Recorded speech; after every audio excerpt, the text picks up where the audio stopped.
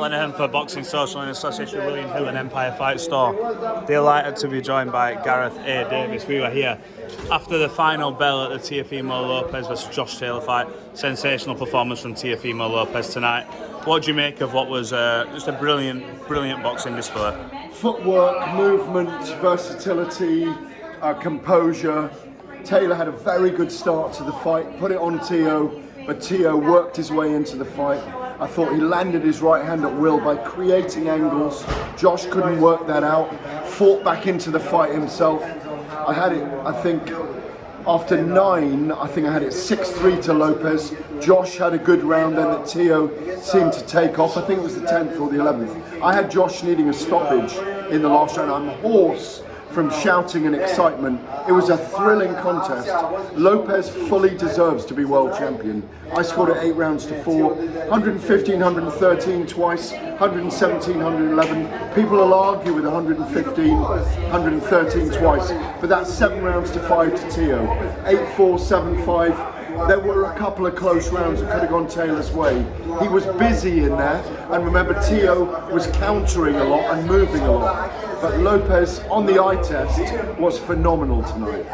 Did this performance surprise you at all? We saw Teo in the week, he was vocal, a lot was being made of his mental state, but he went in there tonight and just proved that he is an elite level fighter. That was, I think, the best performance we've seen from Teo Lopez. I think it was better than the Lomachenko performance. I think it was a spectacular display of amateur brilliance, footwork, entertainment. I thought he composed himself brilliantly. He carried himself brilliantly during the fight. He even apologised to Josh afterwards for the killing comment, which I'm really pleased about. Taylor will be so disappointed. He never ever gave in that fight, but he looked like he was going to go towards the end. He looked in peril. What a chin though from Josh Taylor. Both of them. Both of them took some shots in there. They both took their biggest shots. Yes. They both took their biggest shots, and that will take a lot out of both men. Where do they go from here? Obviously Teo will be looking onwards and upwards, but for Josh Taylor now, what would you like to see him do? He can come back, he can come again. Obviously it's one defeat. You know, he's got a new training team. He's been out the ring an awful long time, but he's been in there now with someone else who's elite level. Yeah. So he'll come again. What do you want to see him do? Well, that time out of the ring might have played a factor. 15, 16 months. He might think about that as being a factor in this fight. There's the Jack Catterall rematches there, of course. I don't know whether he might want to move up in weight. Maybe he is finding it difficult to make the weight. He's felt good all week, he said, but who knows?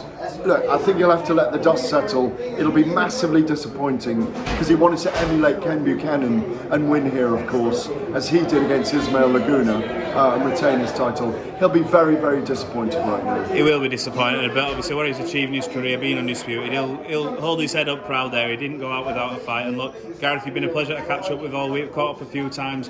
What a fight. These are the fights we need for boxing. Let's roll on the next one. I appreciate it, bud. Pleasure.